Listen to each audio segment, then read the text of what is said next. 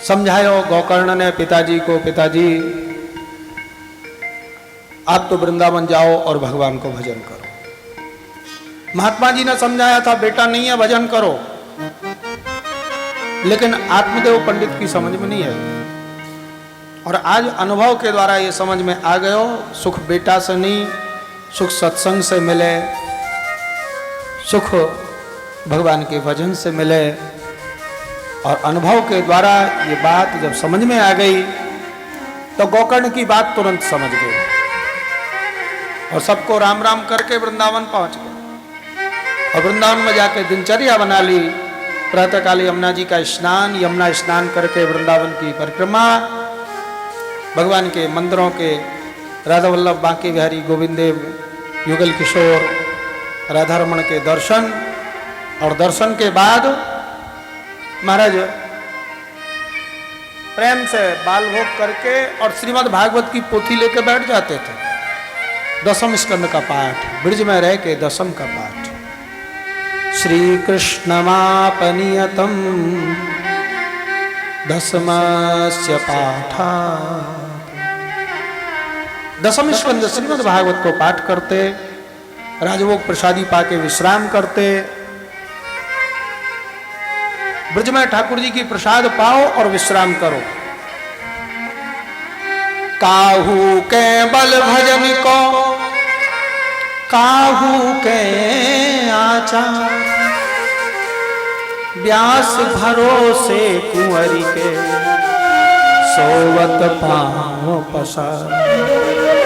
पाँव पसार के कब सोओगे? बोले जब प्रेम से ठाकुर जी को राजभोग पालोगे, भूखे पेट नींद नहीं। राजभोग पा के प्रेम से विश्राम करते और विश्राम करने के बाद फिर संध्या काल में सब भगवान के विग्रहों के दर्शन करते, व्यारी करते, सोते। सुंदर दिनचर्या बन गई। आप अपने जीवन को अपने ढंग से जिस दिन जीना सीख जाओगे, उस दिन आनंद आ जाए। बड़े प्रेम से भजन, बड़े प्रेम से सत्संग, बड़े प्रेम से अपने दिनचर्या को, भक्तिमय दिनचर्या जब हो जाए जीव की, संसार के सब कामों को सौंप के भैया अपना अपना काम संभालो, अब हमको आराधना करने दो, साधना करने दो। बस आत्मदेव जी वृंदावन चले गए, गोकर्ण महाराज तीर्थ यात्रा के लिए चले गए। अब तो धुंधकारी स्वतंत्र हो गए हो। अभी के अपने पिताजी और भाई के डर के कारण घर के बाहर उत्पात करते हो। अब भैया भी चले गए, पिताजी भी चले गए, माताजी के पास आके और वैसो ही व्यवहार करने लगो जैसे गांव में सबसे करते हो। मैया संपत्ति है क्या? वात्सल्य प्रेम में डूबी मां धुंधली ने धुंधकारी से कही, बेटा सोनो चांदी हीरा जवाहरात बक्सा तिजोरी अलमारी सब भरे पड़े हैं, तो माताजी लाओ संपत्ति दो। बोले बेटा है तो बहुत पर मिलेगी नहीं। क्यों? धुंधली बोली बेटा जीते जी मेरी और मेरे मरने के बाद तेरी।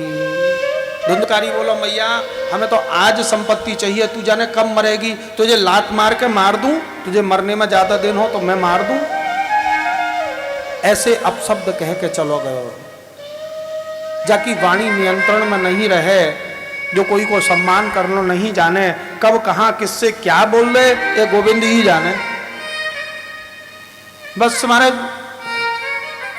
माँ को या प्रकार के कठोर शब्द कह के चलो गए हो।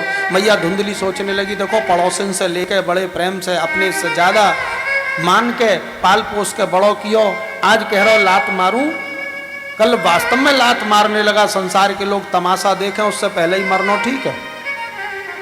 आधी रात्रि को ये धुंधली बिना किसी से कुछ कहे और गांव को जो कुआं हो वह कुआं में कूद के गोविंदाय नमो नमः। 5 अपवित्र स्त्रियों को ये धुंधकारी महाराज घर में ले आए। घर की समस्त संपत्ति नष्ट है गई, चोरी करने लगे। एक दिन राजा के यहाँ गए चोरी करने, रानी के वस्त्र आभूषण चोरी करके लेके आ गए। इन 5 स्त्रियों ने देखी है तो रानी के वस्त्र आभूषण है, पहन के बाहर जाएंगे महाराज सिपाही पकड़ लेंगे, पहन सके नहीं, लेके ये कहीं जाने नहीं देगा, चलो इसको मार के सब संपत्ति लेके भाग जाओ। पांचों स्त्रियों ने मदरा पान करा के चारपाई से हाथ पैर बांध के धुंधकारी को गलो दबायो या कि प्राण नहीं निकले। कंडे रखे थे, कंडे जला जला के जलते हुए कंडे इसके ऊपर रख के और पांचों संपत्ति लेके भाग गई। बड़े कष्ट के संग मरो, भयंकर प्रेत बन गयो। धुंधकारी बभूवाथ महान प्रेत कर्मतः।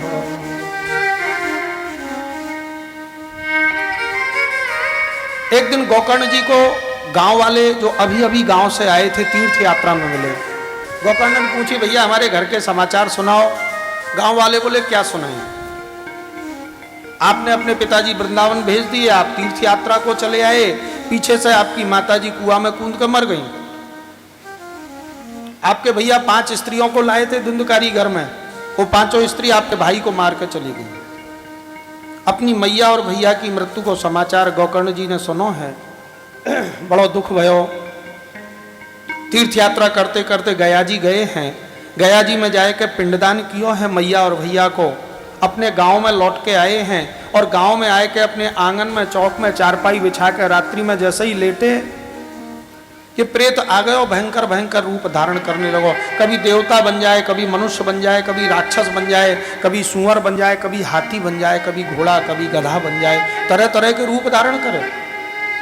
गोकर्ण महाराज तो समझ गए कोई दुर्गति से मरो जीव है। यह प्रकार की जीवात्मा जब किसी वैष्णव के पास जाती है तो वो डरता नहीं है। संसार को कोई जीव हो तो बेचारो भय के मारे मूर्छित हो, बेहोश हो जाए, पर संतों को वैष्णवों को भय नहीं लगता है, समझ जाते हैं कोई बेचारो कष्ट में है।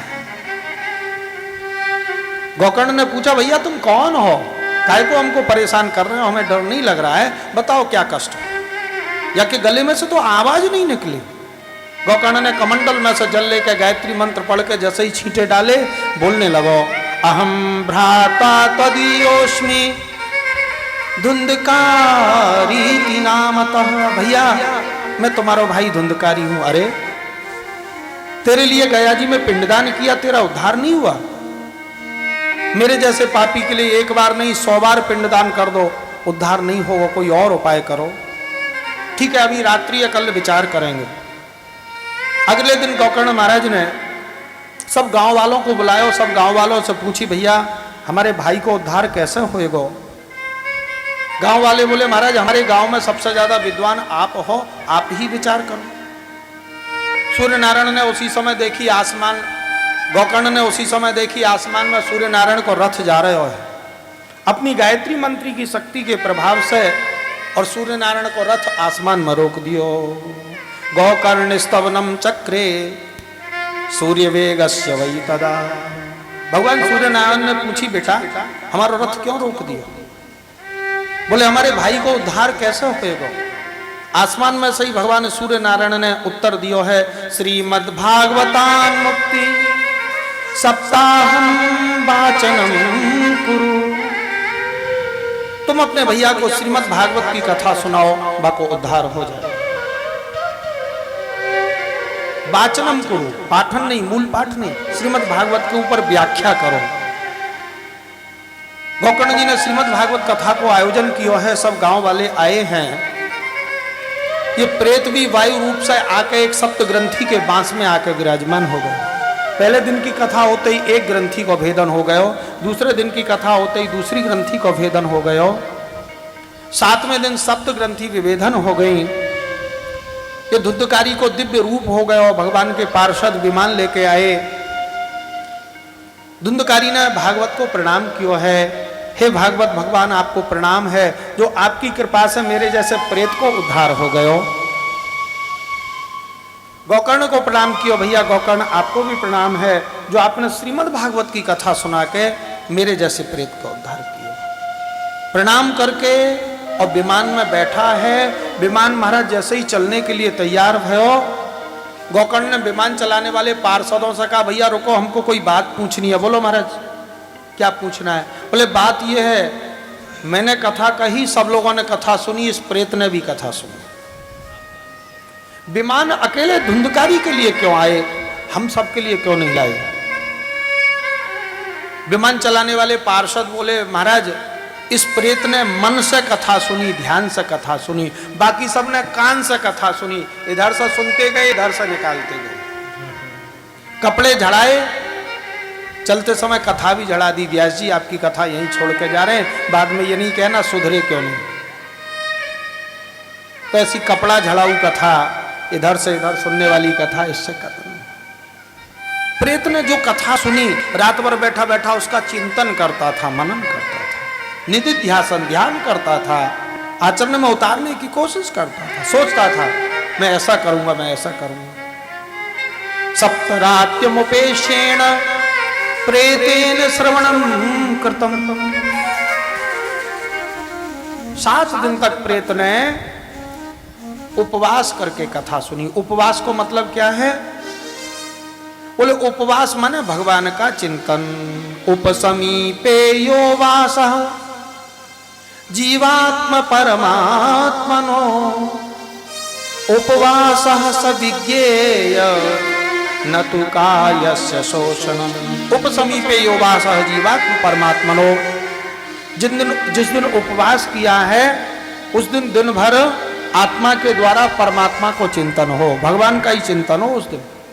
संसार का, लोभ का, मोह का, व्यापार का, किसी का चिंतन। उपवास सब विज्ञेय न तु कायस्य शोषणम्। भूखे रहना उपवास नहीं है।